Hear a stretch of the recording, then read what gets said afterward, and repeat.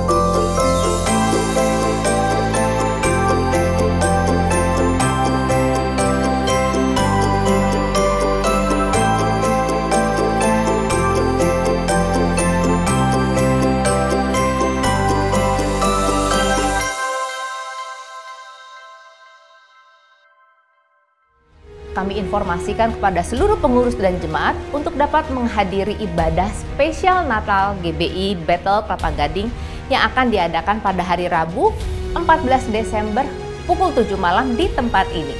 Bersama hambanya, Pendeta Dr. Rubin Adi Abraham dengan tema Yesus datang untuk mengubah jalan hidupku. Jangan lupa catat waktunya dan undang relasi serta keluarga Anda untuk bersama-sama merayakannya.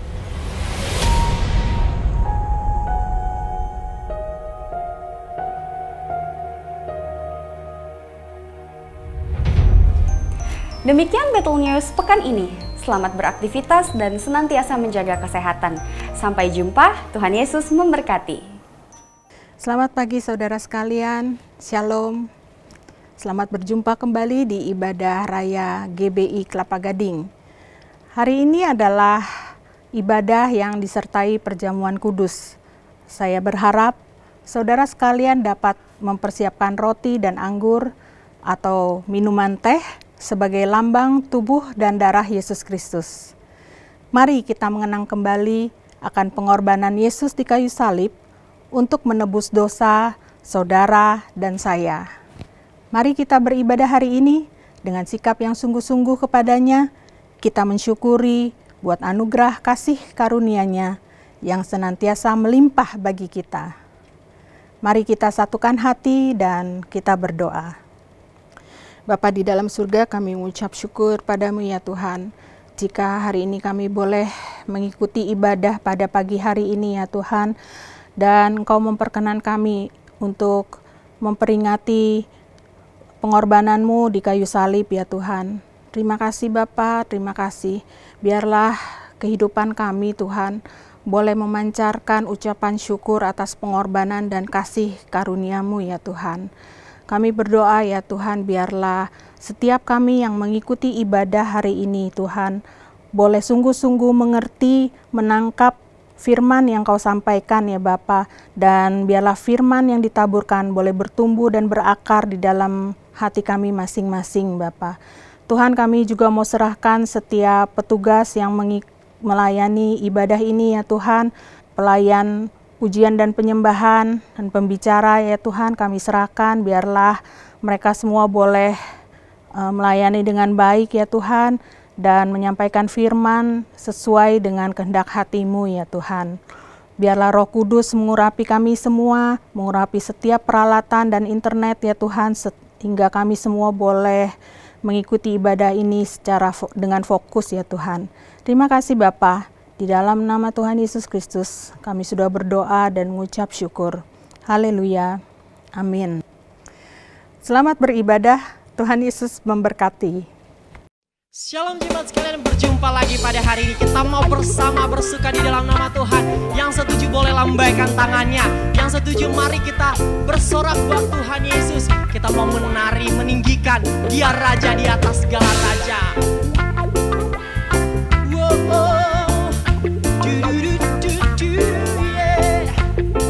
Mari katakan, sungguh Kau mempesona. Haleluya. Sungguh Kau mempesona, segala perbuatanmu hapuskan raguku. Kau buktikan kasih-Mu, mati bagiku, hapuskan dosaku. Sungguh Kau mempesona, sungguh Kau mempesona, segala perbuatanmu hapuskan raguku. Kau buktikan kasih-Mu, mati bagiku, hapuskan dosaku. Kau ubahkan hidupku, semua menjadi baru. Sekarang ku bersuka di dalam-Mu Yesusku. Kau jagai hidupku, melangkah di jalan-Mu, sampai ku terima mahkota bagi kehidupanku. Kita tetap bersuka dalam nama Tuhan. Mari bebaskan rohmu untuk memuji Dia.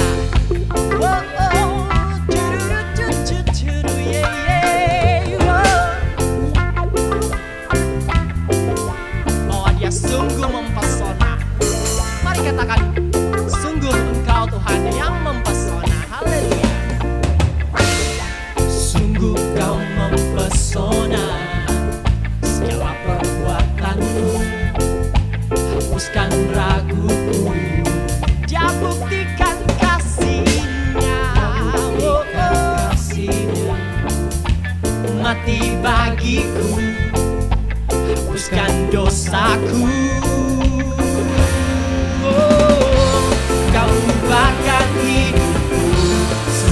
menjadi baru. Sekarang ku bersuka di dalam-Mu, Yesusku. Kau jagai hidupku, melangkah di jalan-Mu, sampai ku terima mahkota kehidupanku.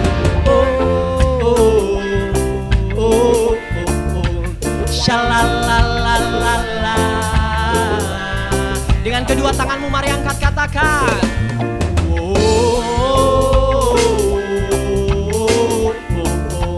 Shalalalala, yeah. Kau ubahkan hidupku, yeah. Kau ubahkan hidupku, semua menjadi baru. Sekarang ku bersuka di dalam-Mu, Yesusku. Kau jagai hidupku, melangkah di jalan-Mu, sampai ku terima mahkota bagi kehidupanku. Shalalalala.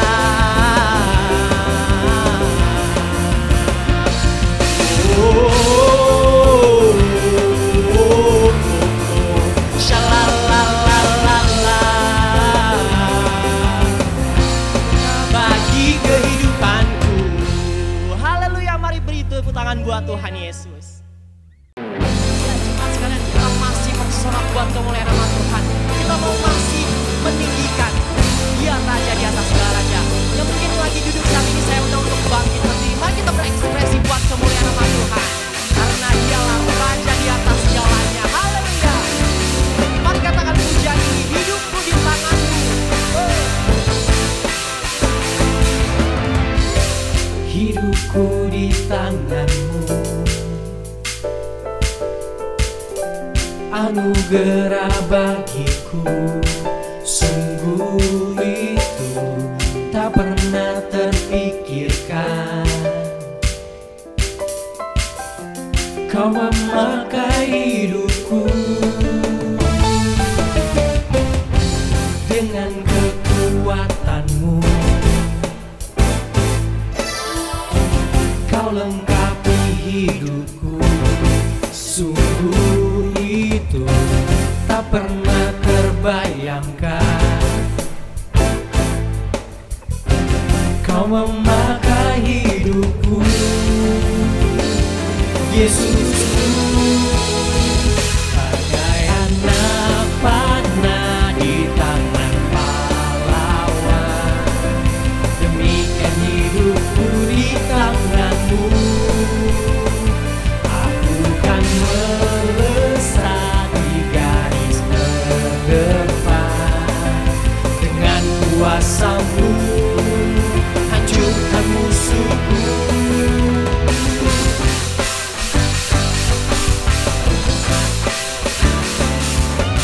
Kekuatan Tuhan, hidup kita terus dilengkapi oleh Dia. Mari katakan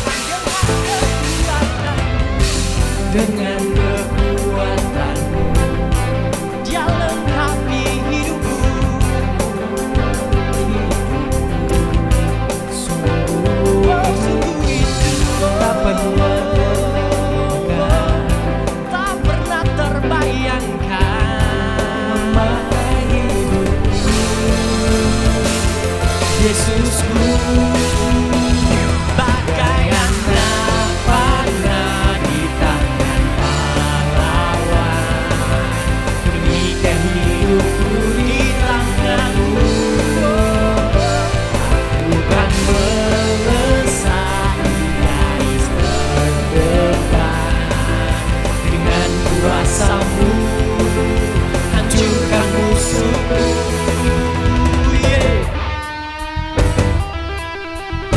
Boleh kita lambaikan tangan buat Tuhan Yesus. Haleluya.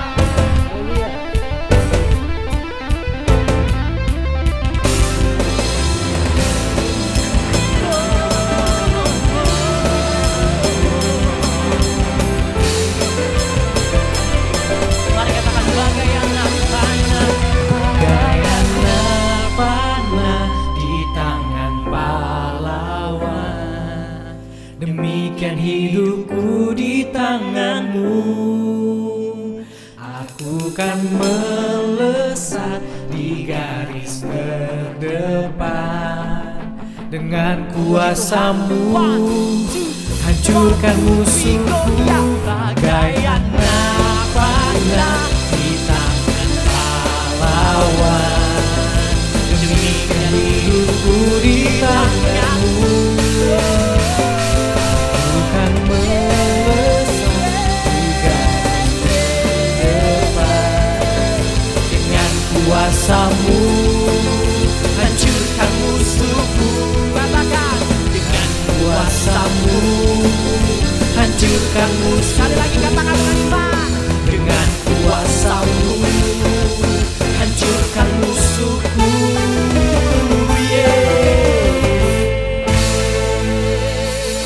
Tuhan Yesus baik.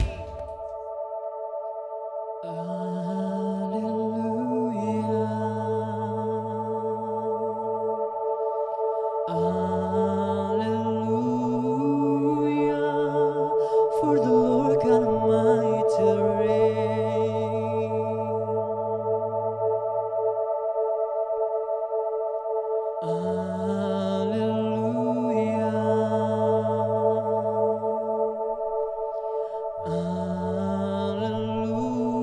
Hallelujah. For the Lord God Almighty to reign.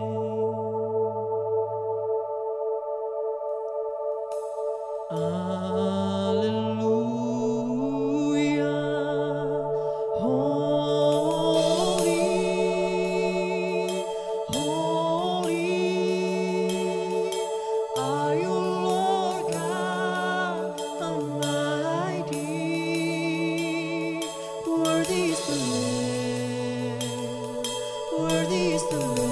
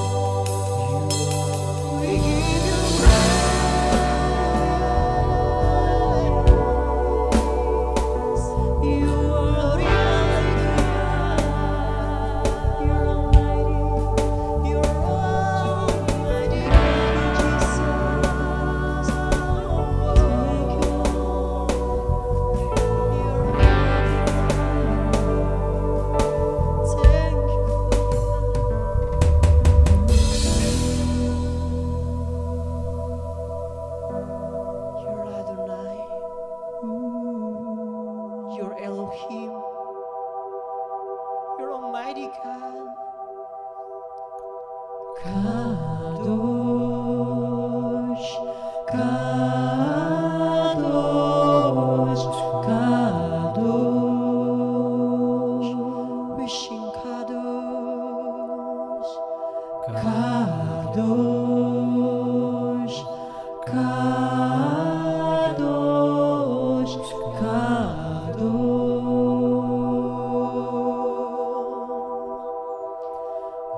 Adonai, Elohim, Zevaot.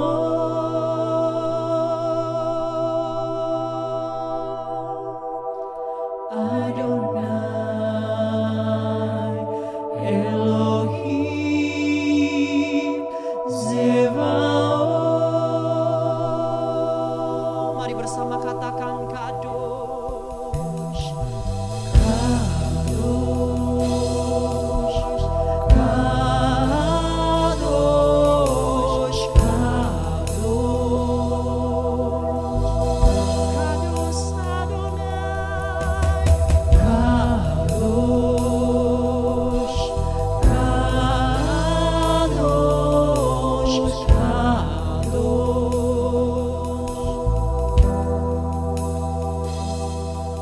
Adonai, Elohim, Zevaot.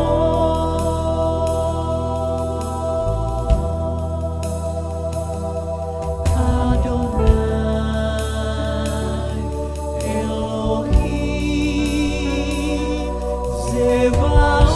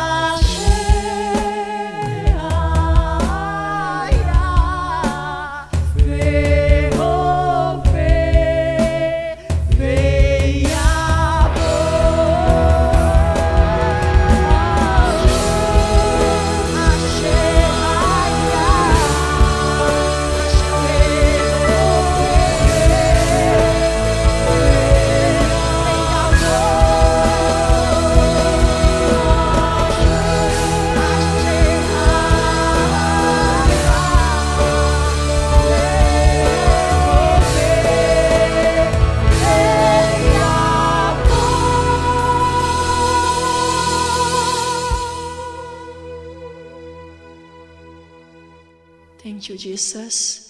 Thank you, Lord. We give you all the praise. Terima kasih Tuhan Yesus, ini setiap pujian dan penyembahan kami, kiranya ini menyenangkan hatimu. Sebentar kami akan mendengarkan sabda kebenaran firman-Mu. Bersabdalah melalui mulut bibir hamba-Mu, kiranya kami terus hidup di dalam kebenaran-Mu. Terima kasih Yesus, berkati kami. Haleluya. Amin. Baik, pada hari ini saya akan menyampaikan firman dengan judul Hidup Sehat. Kita akan baca 1 Tesalonika 5 ayat 23 bersama-sama dengan bersuara. 2, 3. Semoga Allah damai sejahtera menguduskan kamu seluruhnya, dan semoga roh, jiwa, dan tubuhmu terpelihara sempurna dengan tak bercacat pada kedatangan Yesus Kristus Tuhan kita. 3 Yohanes pasal pertama ayat yang kedua, 2-3. Saudaraku yang kekasih, aku berdoa semoga engkau baik-baik dan sehat-sehat saja dalam segala sesuatu, sama seperti jiwamu baik-baik saja. Amin. Pada masa kini ada banyak orang mengejar kesembuhan, tetapi sayang banyak di antara mereka yang tidak menjaga kesehatan. Banyak orang rela mengeluarkan uang yang banyak untuk pergi berobat ke dokter yang ternama, baik di dalam maupun di luar negeri, membeli obat-obatan yang begitu mahal. Padahal kalau saja kita melakukan tanggung jawab kita, yaitu menjaga kesehatan, hidup ini akan jauh lebih berbahagia. Tahukah saudara bahwa kesehatan itu lebih penting daripada kesembuhan? Sebab kesembuhan berarti saudara mesti sakit dulu. Tapi kalau kesehatan kita nggak perlu sakit, karena kita menjaga kondisi yang prima di dalam kehidupan kita. Alkitab tadi berkata, kiranya roh, jiwa, dan tubuhmu terpelihara sempurna pada waktu kedatangan Kristus untuk kali kedua. Dari sini kita melihat Tuhan tidak hanya peduli masalah batiniah, roh dan jiwa. Dia juga memperhatikan masalah lahiriah, memperhatikan kesehatan tubuh kita. Malah dia menghendaki supaya kita baik-baik saja dan sehat-sehat saja. Saya percaya kita semua ingin menjadi orang yang sehat, karena Tuhan memang ingin agar kita berjalan dalam kesehatan ilahi. Untuk itu kita perlu merawat tubuh kita dengan baik. Kalau saudara beli mobil, bahkan mobil baru keluar dari showroom, tapi kalau tidak pernah dirawat, nggak pernah diservis, nggak pernah diganti oli, beli bensin juga yang oplosan di pinggir jalan, maka nggak lama mobil itu akan mogok, mobil itu lebih cepat rusak. Tetapi kalau kita merawat dengan baik, menservis secara berkala, maka umur dari mobil itu akan awet. Begitu juga dengan kehidupan kita. Tuhan mau kita memelihara, menjaga supaya kita hidup lebih panjang untuk bisa melayani Tuhan. Sebab walaupun roh kita berkobar-kobar melayani Tuhan, tapi kalau tubuh kita sakit, kalau kita stroke, maka tidak bisa melayani seperti yang kita harapkan tentunya. Jadi betapa pentingnya menjaga kesehatan fisik. Nah, kadang ada orang yang bertanya begini, umur itu kan sudah ditentukan oleh Tuhan. Jadi apakah saya menjaga kesehatan saya atau tidak menjaga kesehatan saya, itu kan tidak akan memperpanjang umur hidup saya. Jadi ya hidup sembarangan juga nggak apa-apa, umur nggak akan maju atau nggak akan berkurang begitu. Saudara, ini adalah pemikiran yang salah. Kenapa? Yang pertama, dari segi kualitas hidup itu sangat berbeda. Kalau orang sampai umurnya 70 tahun sehat, kuat, sampai Tuhan memanggil dia, bukankah dia mendapatkan kualitas hidup yang baik? Tapi kalau dia tidak jaga kesehatan, 40 tahun sudah kencing manis, darah tinggi, sakit jantung, karena hidup yang sembrono, umur 50 tahun kena stroke, 20 tahun dia ada di ranjangnya, harus dilayani orang lain, baru meninggal setelah 20 tahun kemudian di usia 70 tahun. Maka dia tidak punya kualitas hidup yang baik kan saudara. Jadi penting sekali kita jaga kesehatan. Tetapi yang kedua, untuk pandangan yang berkata umur kan sudah ditentukan Tuhan, gak bisa maju atau mundur. Saya mau bilang begini, bahwa ada faktor free will, kehendak bebas manusia yang harus dipertimbangkan. Begini, kehendak Tuhan itu ada dua jenis. Ada yang disebut ketetapan Tuhan, sifatnya mutlak, tidak bisa dirubah-rubah. Misalnya saudara ditetapkan Tuhan lahir sebagai laki atau perempuan. Saudara lahir di keluarga si A, ayahmu atau ibumu. Engkau lahir sebagai orang Indonesia, bukan sebagai anak Queen Elizabeth orang Inggris. Itu kedaulatan mutlak Allah. Tidak bisa diganggu gugat karena tidak melibatkan tanggung jawab manusia. Tapi ada yang disebut sebagai keinginan Tuhan. Kalau ketetapan Tuhan itu berdasarkan kedaulatan Allah saja, tidak bisa dirubah mutlak. Tapi kalau keinginan Tuhan itu melibatkan bukan hanya kedaulatan Allah tapi juga tanggung jawab manusia. Dan disinilah free will itu sangat penting. Karena kehendak yang kedua ini sifatnya relatif. Contoh, Mazmur 90 ayat 10. Umur kami 70 tahun, kalau kami kuat 80 tahun. Tapi walaupun Tuhan ingin saudara minimal lah umurnya 70. Kalau engkau menyilet urat nadi pada umur 25 tahun, saudara akan mati. Atau pada umur 40 engkau lompat dari apartemen lantai 10, saudara nggak bisa bilang kalau Tuhan sudah mentakdirkan saya mati 70 walaupun saya lompat dari gedung berlantai tinggi, saya nggak akan mati. Malaikat akan menatang saya. Oh, ngawur saudara. Saudara akan mati karena engkau menyalahgunakan free will, kehendak bebas yang Tuhan berikan kepada kita. Sehingga masalah kesehatan secara fisik itu tidak bisa cuma digantungkan semua kepada Tuhan, karena kita juga harus bertanggung jawab. Tuhan, saya overweight, tapi Tuhan tolong ya, saya suka makan soalnya. Jadi tolong Tuhan, saya berdoa supaya makanan ini nggak jadi daging. Saudara makan sebanyak-banyaknya ditambah doa, minta nggak overweight. Engkau tidak melakukan bagianmu, nggak mungkin Tuhan akan mengabulkannya. Karena ada bagiannya Tuhan, tapi ada bagian yang kita juga harus kerjakan di dalam hidup ini. Lebih jauh kita sadar bahwa tubuh kita ini ternyata adalah bait Allah, bait Roh Kudus. 1 Korintus 6 ayat 19 berkata, atau tidak tahukah kamu bahwa tubuhmu adalah bait Roh Kudus yang diam di dalam kamu. Roh Kudus tinggal di dalam diri kita. Roh Kudus yang menguasai roh kita ingin memakai kita menjadi alat kemuliaannya. Mendoakan orang dengan kuasa sehingga orang sembuh. Memberitakan Injil dengan kuasa Roh Kudus sehingga orang bertobat. Tetapi bukankah casing luar daripada pendiaman Roh Kudus dalam diri kita adalah tubuh kita?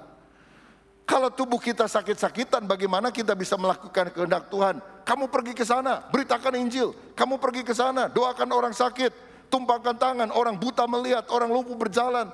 Saudara tergeletak karena nggak berdaya. Maka pendiaman Roh Kudus yang memberikan power kepada kita untuk melakukan suatu kuasa Tuhan itu terhambat karena kita tidak memelihara tubuh kita yang adalah bait Roh Kudus. Karena itu jangan kita merusak bait Allah, yaitu tubuh kita. Misalnya dengan mengkonsumsi narkoba sehingga hidup saudara umurnya lebih pendek, terlalu banyak minum alkohol misalnya, bahkan merokok. Ada orang bilang gini, mana di Alkitab kan gak ada tulisan dilarang merokok. Emang gak ada saudara. Di pom bensin ada dilarang merokok begitu.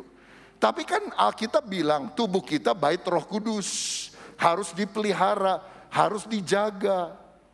Bahkan di dalam 2 Korintus 7 ayat 1 dikatakan, jauhkan dirimu dari pencemaran rohani dan pencemaran jasmani. Termasuk di dalamnya itu soal merokok tadi. Gini ya, kalau orang belum bertumbuh dewasa rohani, dia selalu nanyanya pola modelnya sama, boleh atau tidak. Boleh nggak orang Kristen nonton bioskop? Boleh nggak orang Kristen pergi ke diskotik? Boleh nggak orang Kristen merokok? Jawabannya boleh atau tidak. Tapi kalau orang sudah tumbuh dewasa rohani, kekristenan itu bukan soal boleh tidak. Tapi soal apakah yang aku lakukan ini mempermuliakan Tuhan atau tidak. Jadi saudara tinggal tanya, bukan soal boleh tidak. Kalau saya merokok mempermuliakan Tuhan tidak. Kalau saudara bilang, iya saya mempermuliakan Tuhan dengan merokok. Haleluya. Ya boleh, silahkan saja. Kalau memang hati nuranimu berkata demikian. Kalau saya ajojing sama orang-orang di diskotik dan sebagainya, apakah saya mempermuliakan Tuhan atau tidak? Jadi pertimbangannya bukan lagi boleh tidak, tanya pendeta. Tapi pertimbangan etis, moral, hati nurani. Apakah ini menambah imanku? Ini mempermuliakan nama Tuhan? Ini tidak membuat batu sandungan bagi orang lain? Nah saudara-saudara, mari kita tidak merusak bait Allah. Misalnya dengan cara mengkonsumsi narkoba, alkohol, merokok. Termasuk ketika kita tidak melakukan satu hal yang baik yang seharusnya kita lakukan. Misalnya kita tidak suka olahraga, maka tentu saja kita tidak memperoleh tubuh yang fit untuk hal itu. Karenanya jaga kesehatan agar kita bisa dipakai Tuhan lebih lama, lebih maksimal lagi. Terutama di masa kini, di masa pandemi COVID, pakailah masker, sering-seringlah cuci tangan pakai sabun, jauhi kerumunan, divaksin lengkap. Nah saudara, jika demikian bagaimana supaya kita memiliki kesehatan? Ada 3B yang saya mau sampaikan secara ringkas. Pertama, benahi pola makan. Saudara tahu dosa manusia pertama itu gara-gara apa? Gara-gara makan kan? Coba kalau Hawa dan kemudian Adam gak makan buah yang dilarang Allah, gak jatuh dalam dosa. Jadi seringkali orang jatuh dalam dosa karena makanan. Udah tahu darah tinggi, kencing manis, makannya sate babi, cuci mulut duren. Kalau dikasih tahu, aduh hati-hati darah tinggi nanti. Tenang, darah Yesus lebih tinggi. Ini kan menghina Tuhan ini, mencobai Tuhan namanya. Jaga pola makan kita. Dalam Daniel pasal pertama itu dikisahkan, Daniel budak dari Ibrani, dari orang Yahudi, ditawan di Babel. Tapi ternyata karena dia kelihatannya pintar, dia dan beberapa temannya disuruh melayani raja. Dikasih makanan enak-enak yang biasa juga dimakan oleh raja. Ini kan kehormatan. Tapi lihat ayat 8. Daniel berketetapan untuk tidak menajiskan dirinya dengan santapan raja dan dengan anggur yang biasa diminum raja. Dimintanyalah kepada pemimpin pegawai istana itu supaya ia tak usah menajiskan dirinya. Dia nggak mau makan makanan yang tidak kosher, saudara. Lalu di ayat 12, dia ngomong kepada pemimpin pegawai istana, adakanlah percobaan dengan hamba-hambamu selama 10 hari dan biarlah kami diberi sayur untuk dimakan dan air untuk diminum. Dan ayat 15, setelah lewat 10 hari ternyata perawakan mereka lebih baik dan mereka kelihatan lebih gemuk daripada semua orang muda yang telah makan dari santapan raja. Jadi makan sayur, minum air biasa lebih sehat, lebih gemuk daripada orang-orang yang makan minuman yang mewah-mewah. Saya percaya begini, makanan sederhana disertai takut akan Tuhan menjadi 4 sehat, 5 sempurna, 6 kenyang, 7 wareg, saudara. Lalu saudara pikir, kok aneh ya Daniel makan sayur doang kok bisa lebih gemuk dari yang lain. Nah nanti itu ahli gizi yang menjelaskan. Saya sebetulnya sudah mendapatkan penjelasan. Tapi karena waktunya saya nggak perlu kasih penjelasan panjang lebar lah. Tapi intinya gini saudara. Gajah makan sayur tumbuhan, sapi makan rumput, gemuk juga tuh saudara. Ya jangan dipikir untuk gemuk itu makan daging. Kunaonnya saya makan sayur tapi gemuk. Nah itu ada alasan yang kita perlu pelajari lebih jauh. Tapi yang jelas Daniel menjaga pola makan lebih sehat. Itu yang kita harus lakukan. Nah kalau saya baca di dalam Alkitab, pertama-tama yang boleh dimakan manusia itu cuma sayuran, tumbuhan, buah-buahan yang ada bijinya. Coba lihat dalam Kejadian 1 ayat 29. Berfirmanlah Allah, lihatlah aku memberikan kepadamu segala tumbuh-tumbuhan yang berbiji di seluruh bumi dan segala pohon-pohonan yang buahnya berbiji. Itulah yang akan menjadi makananmu. Jadi yang pertama, menu utama manusia sayuran, biji-bijian, buah-buahan. Tapi di kemudian hari setelah bencana air bah menghukum semua manusia, maka Tuhan memberikan perintah kepada Nuh dan keturunannya. Boleh makan daging, saudara. Lihat ayat berikutnya.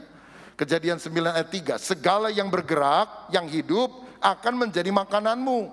Aku telah memberikan semuanya itu kepadamu. Seperti juga tumbuh-tumbuhan hijau. Jadi pertama kan tumbuh-tumbuhan hijau. Tapi sekarang setelah air bah, boleh kamu makan yang bergerak. Artinya binatang-binatang itu boleh. Tapi ada catatan ayat 4, darahnya janganlah kamu makan. Nah jadi jelas saudara, pertama sayuran, biji-bijian, buah-buahan, baru kemudian ada yang diizinkan juga, yaitu daging. Tetapi daging ini menurut hukum Taurat selanjutnya dibagi dua. Ada yang halal, ada yang haram. Yang halal misalnya sapi, ayam, kambing, lalu ikan sungai, ikan laut itu boleh dimakan. Tapi ada yang haram, babi, kepiting, udang, kerang. Tapi ini menjadi makanan halal. Kenapa? Babi itu makan dari sampah-sampah. Kepiting, udang, kerang itu binatang seafood ya kalau sudah jadi. Tapi itu binatang bawah laut sehingga banyak kotoran mengendap itu yang kemudian diambil oleh kerang dan sebagainya. Nah saudara-saudara, gimana dalam perjanjian baru? Yesus sendiri bilang begini dalam Markus 15 ayat 11. Bukan yang masuk ke dalam mulut yang menajiskan orang, melainkan yang keluar dari mulut itulah yang menajiskan orang. Yang masuk halal, yang keluar haram. Saudara makan sate babi, babi masuk halal. Babi keluar haram. Saudara maki orang, babi lu. Nah itu haram saudara.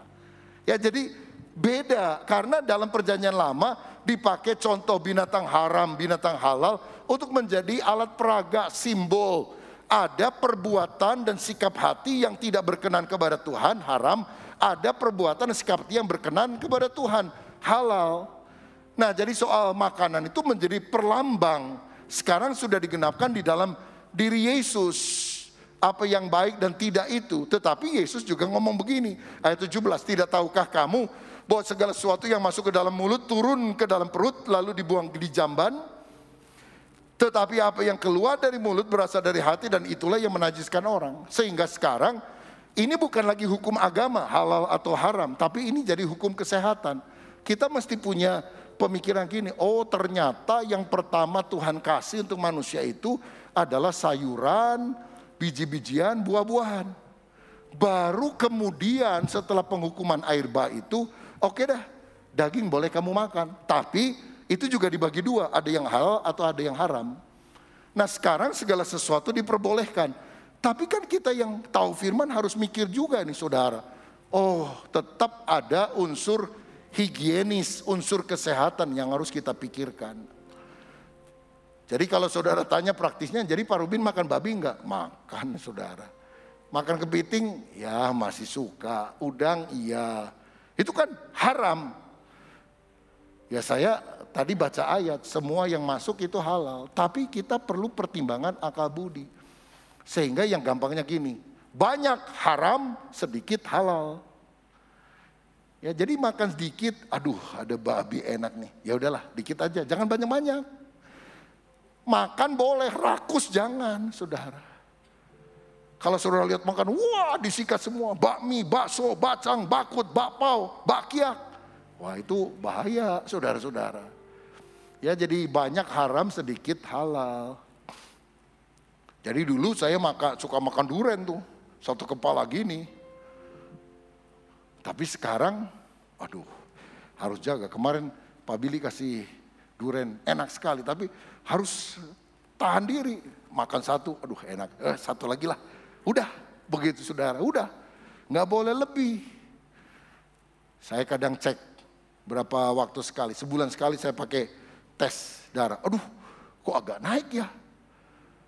Darah sewaktunya, gula nih. Kenapa? Berapa hari terakhir makan kue-kue, makan es krim. Wah, mesti puasa ini, nggak boleh makan es krim nih berapa minggu. Kira-kira seperti itu kan saudara. Karena kita punya hikmat yang Tuhan ajarkan kepada kita. Jadi jangan terlalu milih, ini haram, ini halal. Nggak perlu begitu. Banyak haram, sedikit halal. Nyicip-nyicip aja. Karena kita tahu ada faktor kesehatan. Kalau gitu Pak, saya nggak mau makan babi selamanya. Ya nggak apa-apa. Ya itu kan terserah saudara. Tapi bukan hukum agama. Ini adalah hukum kesehatan, saudara-saudara. Nah, yang kedua setelah kita benahi pola makan, Untuk punya kehidupan sehat kita harus berolahraga atau bekerja.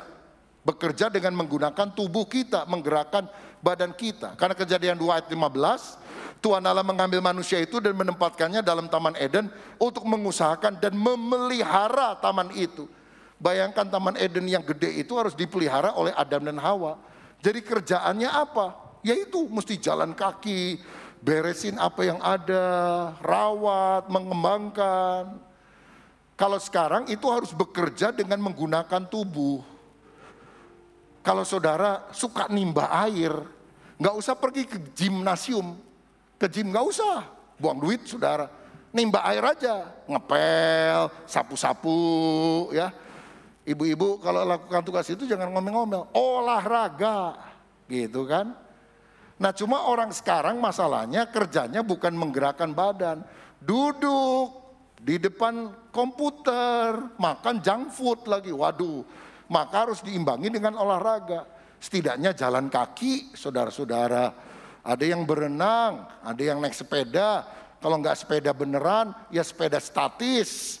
Sampai keringetan misalnya. Itu mengeluarkan sesuatu yang bisa ditimbun, menyebabkan kolesterol, gula darah dan sebagainya. Tapi kalau saudara memang pekerjaannya adalah pekerjaan dengan menggunakan badan, ya nggak apa-apa. Tuhan Yesus itu sering naik gunung loh. Ya dia doa di gunung, jalan kaki. Makanya sehat saudara sekalian. Nah kita juga sadar bahwa olahraga, latihan badani itu terbatas gunanya. Tapi ibadah berguna dalam segala hal. Ibadah itu kan nilainya kekal. Kalau olahraga kan nilainya fana, sementara di sini. Karena itu dikatakan terbatas gunanya. Bukan tidak ada gunanya. Ada gunanya, tapi untuk sementara. Dan karena ada gunanya ya tentu kita harus berolahraga. Dan yang terakhir, yang ketiga, selain benahi pola makan, berolahraga, yang ketiga kita harus beristirahat. Atau termasuk di dalamnya refreshing, cuti, liburan, dan sebagainya. Keluaran 20 ayat 9, 6 hari lamanya engkau akan bekerja dan melakukan segala pekerjaanmu, tetapi hari ketujuh adalah hari Sabat. Hari perhentian, 6 hari kerja, 1 hari istirahat, 1 hari cuti, 1 hari refreshing. Supaya ada keseimbangan dalam kehidupan kita. Nah saudara sekalian, ini yang kita harus kembangkan dalam diri kita. Ada Sabat, ada waktu istirahat, waktu libur. Bisa untuk santai, bisa untuk ngobrol dengan keluarga, jalan-jalan di taman atau pergi ke pinggir pantai. Ya pokoknya refreshing, mencharge lagi hidup kita. Tuhan saja menciptakan dunia dalam 6 hari. Hari ketujuh dia beristirahat. Cuma Tuhan beristirahat bukan karena dia capek, karena dia nggak pernah capek. Dia beristirahat karena semuanya sudah tuntas dia kerjakan dan dia memberkati di hari ketujuh itu. Sehingga semua yang dikerjakan itu diberkati oleh Tuhan. Nah karenanya saudara gini, jangan lebih hebat dari Tuhan lah. Tuhan aja kerja cuma 6 hari, masa saudara kerja 7 hari? Yang bener aja. Ada orang buka toko dari Senin sampai Senin, terus kerja, nggak ada istirahatnya. Lebih hebat dari Tuhan. Tuhan aja istirahat, saudara nggak istirahat. Saya pertama kali ke Australia itu tahun 90-an. Jam 4 sore toko-toko tutup saudara. Karena orang udah kerja, terus dia ngatur waktu dengan keluarga dan sebagainya. Waduh, saya pikir jam 4 sudah tutup, jam 5 lah paling lama. Tapi sekarang lebih panjang, bisa ada hari tertentu jam 9 malam.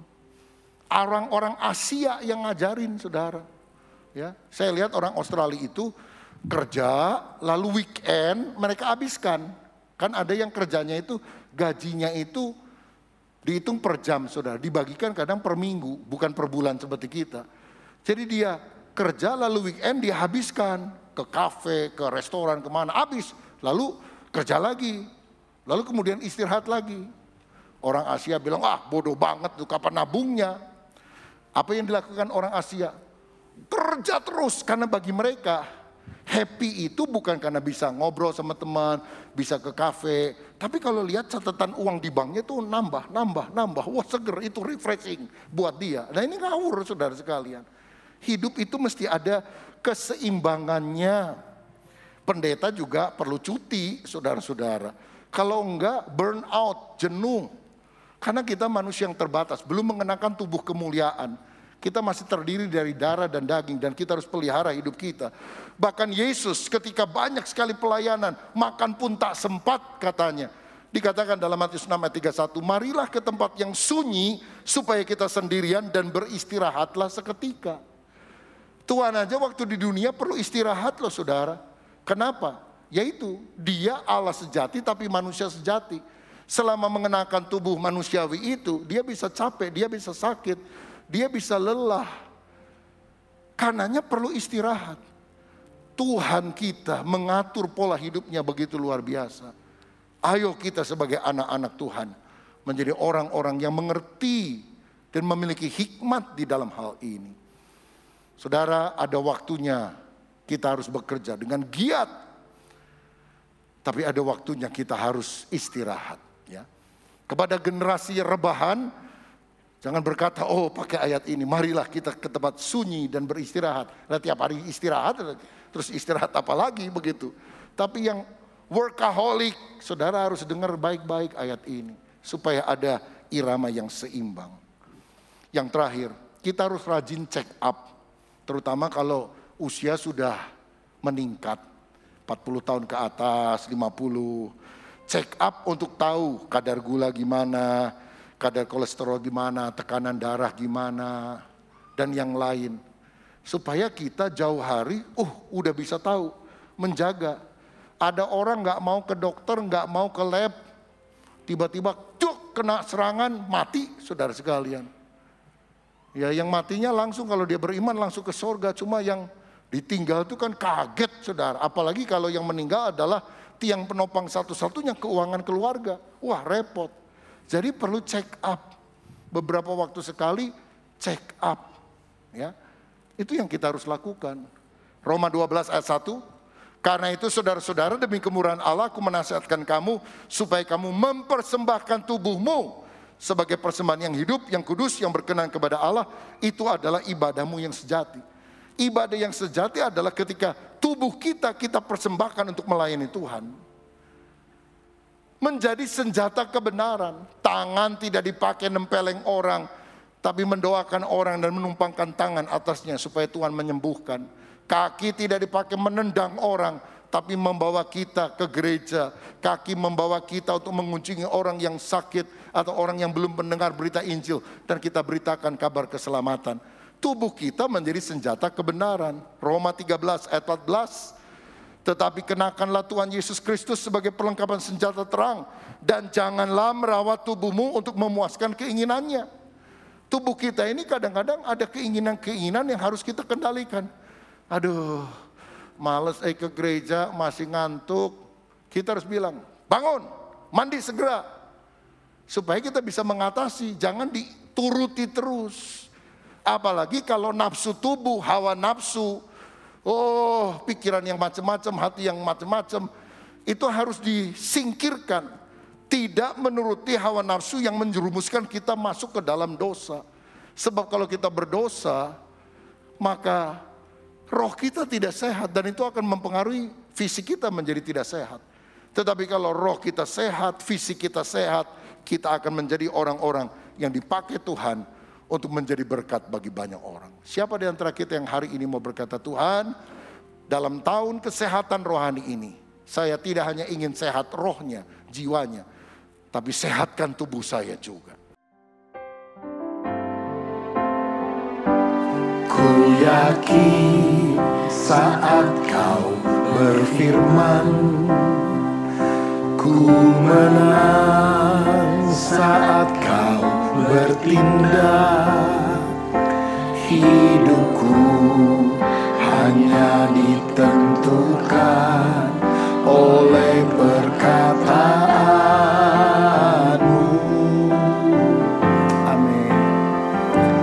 Ku aman karena kau menjaga. Ku kuat karena kau menopang. Hidupku hanya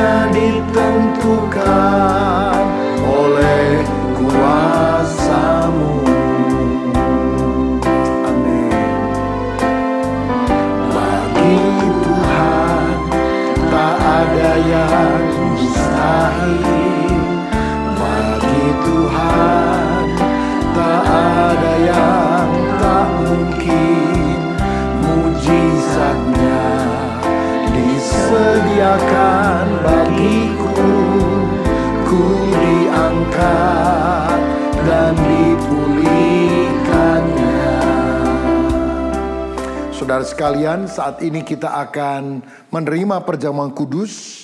Alkitab berkata, sebab apa yang telah kuteruskan kepadamu telah aku terima dari Tuhan, yaitu bahwa Tuhan Yesus pada malam waktu ia diserahkan, mengambil roti dan sesudah itu ia mengucap syukur atasnya. Ia memecah-mecahkannya dan berkata, inilah tubuhku yang diserahkan bagi kamu, perbuatlah ini menjadi peringatan akan aku. Mari kita siapkan roti di tangan kanan kita. Apakah saudara percaya roti yang diberkati ini ada persekutuan dengan tubuh Tuhan Yesus yang telah dipecah-pecahkan karena dosa-dosa kita? Amin. Mari kita makan dalam nama Tuhan Yesus Kristus.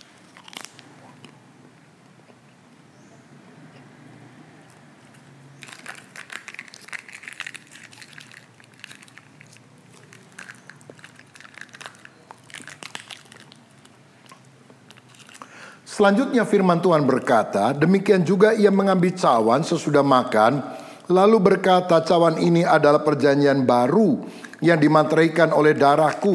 Perbuatlah ini setiap kali kamu meminumnya menjadi peringatan akan aku. Sebab setiap kali kamu makan roti ini dan minum cawan ini, kamu memberitakan kematian Tuhan sampai ia datang. Apakah saudara percaya anggur yang sudah diberkati adalah persekutuan dengan darah Tuhan Yesus Kristus yang telah dicurahkan untuk menebus kita dari segala dosa? Amin. Mari kita minum dalam nama Tuhan Yesus.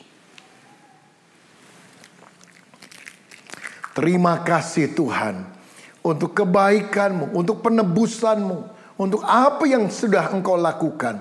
Biar hidup kami selalu bergantung kepada kebenaran firman-Mu. Bagi Tuhan tak ada yang mustahil. Bagi Tuhan tak ada yang tak mungkin. Mujizatnya disediakan bagiku. Ku diangkat dan dipulihkannya. Ku diangkat dan dipulihkannya. Ku diangkat dan dipulihkannya. Bapa, terima kasih untuk firman-Mu, juga terima kasih untuk perjamuan kudus. Di dalam nama Yesus, amin. Puji Tuhan, kita semua yang mengikuti ibadah hari ini pasti mengalami kekuatan dari Tuhan. Dan kiranya firman yang sudah kita dengar berdampak bagi pertumbuhan rohani kita. Bagi jemaat yang terbeban memberikan persembahan, silakan persembahan itu dapat ditransfer melalui nomor rekening ataupun barcode yang tertulis di bawah ini. Mari saudara sekalian, kita akan akhiri ibadah ini dan kita bersama-sama akan menutupnya di dalam doa. Mari kita berdoa. Kami mengucap syukur Tuhan buat hari ini di mana kami sudah menyelesaikan ibadah dari awal, pertengahan, dan akhirnya. Mari Tuhan kiranya Roh Kudus senantiasa terus memberikan kekuatan bagi setiap jemaat Tuhan di rumah masing-masing, dan kami percaya bahwa karya keselamatan, karya anugerah, bahkan kebaikan Tuhan selalu terjadi dalam kehidupan kami. Terima kasih Tuhan, Engkau memberkati setiap jemaat yang memberikan persembahan. Engkau menggantikannya dengan berlipat kali ganda. Dengan situasi seperti ini, hamba-Mu tetap memohon belas kasihan Tuhan. Kiranya Engkau turunkan berkat yang luar biasa bagi setiap jemaat-Mu yang sudah memberikan maupun yang belum sempat memberikan persembahan.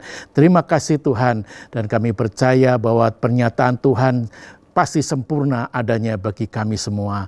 Hamba-Mu berdoa juga buat situasi pandemi saat ini Tuhan, berikan hikmat akal budi bagi pemerintahan Jokowi berserta dengan jajarannya, buat aparat dokter medis semuanya Tuhan, Engkau berikan kekuatan ketika mereka bekerja, jerih lelah mereka Engkau berikan kekuatan yang baru.